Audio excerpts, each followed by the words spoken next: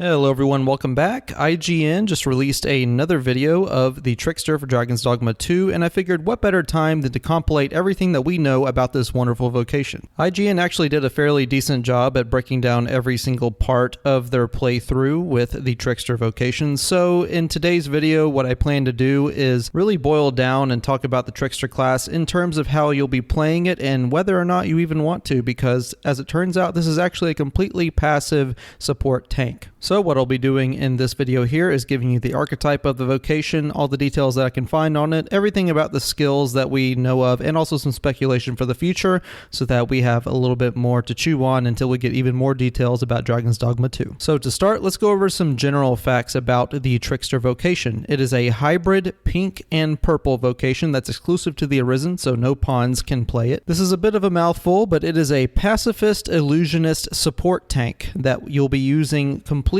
passively, and you won't be dealing any direct damage, at least from what we can see as of now. We'll get into how that might change here in a little bit. But as I've said before, from the footage that we've seen, it seems to deal no direct damage, but it does allow for the buffing of pawns and also several crowd control effects, such as putting up barriers or even reducing aggro or directing it in some cases. While wielding this vocation, it appears that the Arisen is in a very fragile spot, no movement skills to be seen, and you are kind of a sitting duck if you don't play this class correctly. So it seems to be more of a high skill vocation, and honestly it allows for some hijinks that I wouldn't have expected in Dragon's Dogma 2, but does make it entertaining nonetheless. So if you're looking for a more off-kilter, very different way to play than your typical aggressive hack and slash, then this might be the vocation for you. From a story perspective and as far as game progression goes, the only gameplay that we see of the Trickster minus the first trailer is in the Batal region, which is where the Beastren live. It's always been a theory of mine that due to the priestly nature of this vocation, it seems to be closely related to what Nadinia is doing in this clip here with the lambent flame,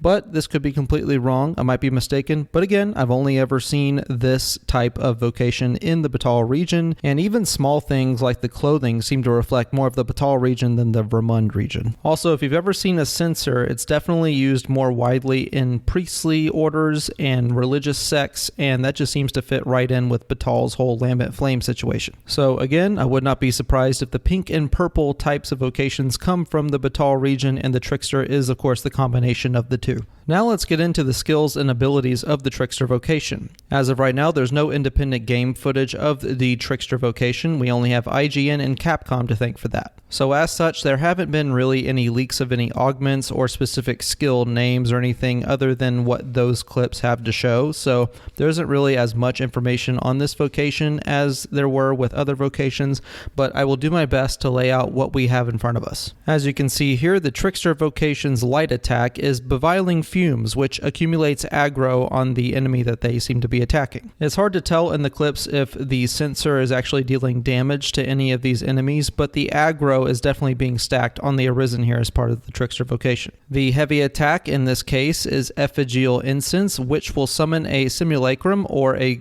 smoke clone that will then accumulate the aggro for the Arisen and store it from what they were previously. The heavy attack slot for the Trickster also changes depending on what you're doing with the simulacrum. For example, once the simulacrum is out, it changes to Effigial Snuff, which probably will unsummon the simulacrum, although this is not shown in any clips. And while you hold down the R1 button or the vocation action, which is Invoking Essence, which by the way will summon the effigy to you, you get a new move called Enthralling Aroma. It is my personal opinion that according to the showcase from Capcom that we saw very early on, that this will be the skill that causes the simulacrum to then cling to an enemy and then will cause other monsters to attack the enemy that you have targeted. And you can see here, if you slow it down, that the Arisen definitely presses the R1 button to summon the simulacrum to itself, and then will probably press Enthralling Aroma to then make the simulacrum merge with the monster they want to be attacked, and then the goblins go after that Saurian. Of course, there's always the possibility that I'm wrong, but I really don't think I am. It seems to make sense based on the name.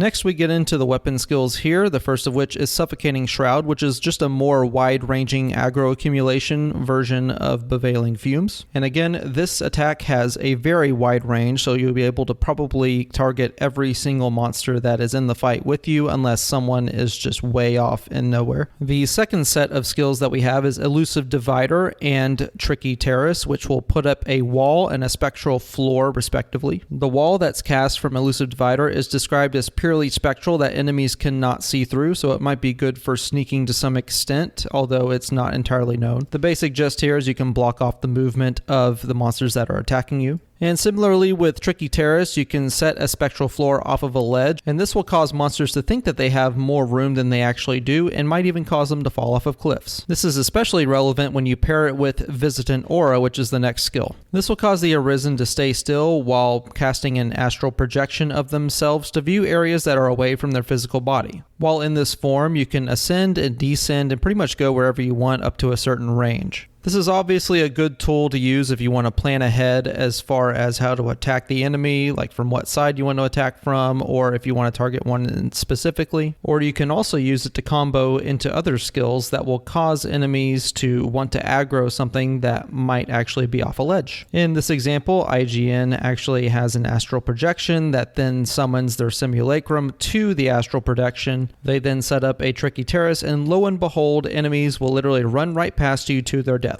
And by the way, while you're using the astral projection, your actual body will be vulnerable, so be careful with that. But either way, this provides a very unorthodox way to play Dragon's Dogma 2 that I'm sure many characters will love very much. The next skill that's shown is called Aromatic Resurgence, and this is just the basic strength buff that is given to pawns, and this will allow you to pass any damage caps apparently. It's described in the IGN gameplay that this buff is so strong that they actually didn't get a chance to really record anything else because the pawns were destroying everything so quickly. So from that aspect, this buff seems incredibly strong, and I'm honestly excited to use it in the final product. And lastly, the final skill we get is Dragon's Delusion, which summons that giant dragon illusion that everyone has seen before in the trailer. It should be noted that the cast time for this is incredibly long, but it seems to work on both ogres and griffins and will stun and fear them, leaving them unable to move for just a little bit. I will say though that because the Trickster Vocation doesn't actually deal any direct damage, the ability to completely incapacitate an ogre from a single skill is very powerful and really gives some argument to why players would want to play the Trickster Vocation, as it is what seems to be the most powerful crowd control class or vocation that will be in the final product. So in conclusion, aside from the obvious hijinks that we saw earlier with the Visitant Aura skill, in general gameplay you'll probably want to use the Trickster to kite around and absorb aggro as much as possible without actually allowing yourself to be targeted. In groups of enemies, you'll want to use a combination of your vocation action Invoking Essence to continuously kite enemies around, making them target your simulacrum here. And in addition to that, you'll want to be using the Enthralling Aroma to then make monsters attack themselves as well. There are plenty of escape options you can use, especially with Elusive Divider, and you can also just cause monsters to completely ignore you and follow your simulacrum off a cliff if you want to. And that's not even to mention the massive buffs that this vocation seems to get. So, if you're looking to cause a little bit of mischief on the battlefield, then the Trickster is probably for you. And if you would like to deal direct damage, it's probably not for you. I say that now, but my brain is telling me that there will probably be some form of damage that the Trickster will get access to later on, as we'll see when the final product comes out. I imagine that similar to Mage and Sorcerer, there might be several area of effect debilitations that might come out from the Trickster, whether it be poison or other debilitations that remains to be seen, but I can definitely see it happening, as with the smoke you could probably put someone to sleep or give them some sort of strength debuff or something. But that's just my personal speculation. I imagine in-game gameplay, especially when you fight the dragon, that the Trickster might run into some trouble, especially since bigger boss monsters seem to ignore crowd control effects to a large extent. That's just coming from my personal experience with other titles that seem to have this cliche, but knowing Itsuno, there probably is going to be some sort of way Trickster can be useful in the final battle with Grigori. So that about does it for everything we know about the Trickster Vocation up to this point, bonus detail here, I did notice this little firefly looking thing following the Trickster around. This actually isn't anything from the Trickster Vocation itself.